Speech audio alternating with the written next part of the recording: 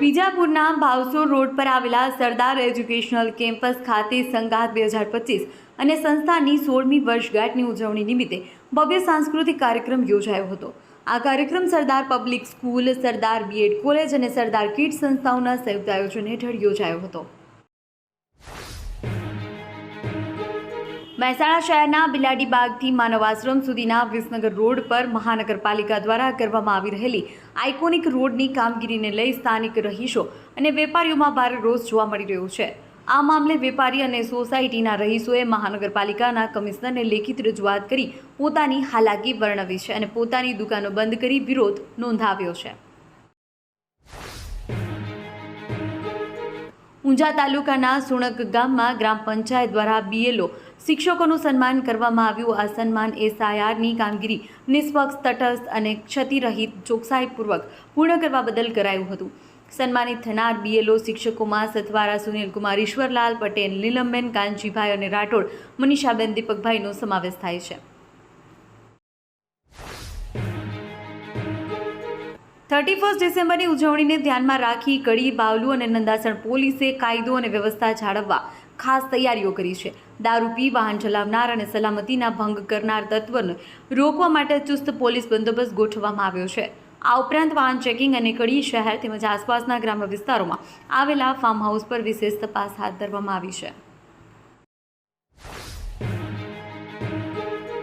જાતિના દાખલાની સમસ્યાને લઈ દાંતાના કોંગી ધારાસભ્ય કાંતિ ખરાડીના આગેવાનીમાં ગઈકાલે પાલનપુરથી ગાંધીનગર સુધી નીકળેલી આદિવાસી સમાજની પદયાત્રામાં હવે નવો વળાંક આવ્યો છે। મંજૂરી વગર પદયાત્રા કાઢતા પાલનપુર તાલુકા પોલીસે મધરાત્રે જ એમએલએ કાંતિ ખરાડી સહિત 50 લોકોની અટકાયત કરી હતી। જોકે તેમણે વહેલી સવારે છોડી મૂકવામાં આવ્યા। એ બાદ આજે સિદ્ધપુરમાં પણ યાત્રાને અટકાવવામાં આવતા કોંગી નેતા અને આદિવાસી આગેવાનો ફરીથી ખાણોદર જઈ ધરણા પર બેઠા હતા। વડાપ્રધાન નરેન્દ્ર મોદીના દિશા દર્શન અને મુખ્યમંત્રી ભૂપેન્દ્ર પટેલના નેતૃત્વમાં ગુજરાતે આર્ટિફિશિયલ ઇન્ટેલિજન્સ ક્ષેત્રે વધુ એક ઐતિહાસિક પગલું ભર્યું છે। રાજ્ય સરકાર, કેન્દ્ર સરકાર અને ઉદ્યોગોની ભાગીદારીથી પીપીપી મોડલ પર ગિફ્ટ સિટીમાં ઇન્ડિયન એઆઈ રિસર્ચ ઓર્ગેનાઇઝેશનની સ્થાપનાને મુખ્યમંત્રીએ સૈદ્ધાંતિક મંજૂરી આપી છે।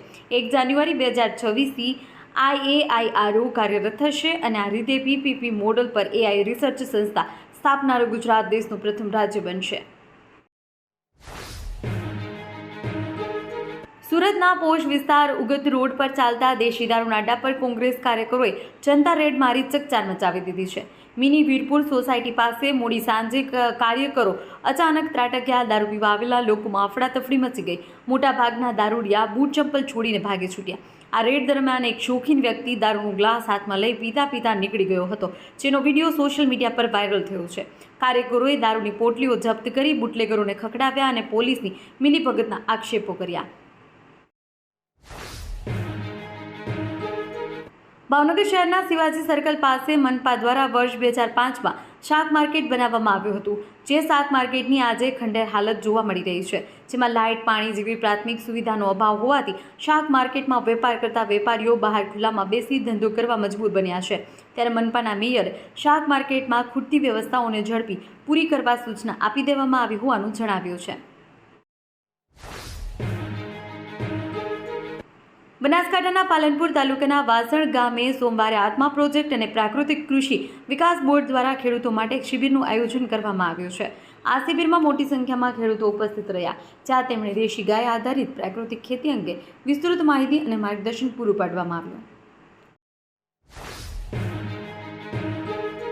સુરેન્દ્રનગર જિલ્લાના ધાંગધ્રા માલવણ હાઈવે પર હરિપર ગામ નજીક ગત મોડી રાત્રે ગમખ્વાર અકસ્માત સર્જાયો હતો, જેમાં માલવણથી ધાંગધ્રા તરફ આવી રહેલી એક કાર પલટી મારી જતા તેમાં સવાર 4 યુવાનોમાંથી 2 યુવાનોના ઘટના સ્થળે કમકમાટી ભર્યા મોત થયા છે, જ્યારે કે કારમાં સવાર અન્ય 2 યુવાનોને નાની મોટી ઈજાઓ પહોંચી હતી।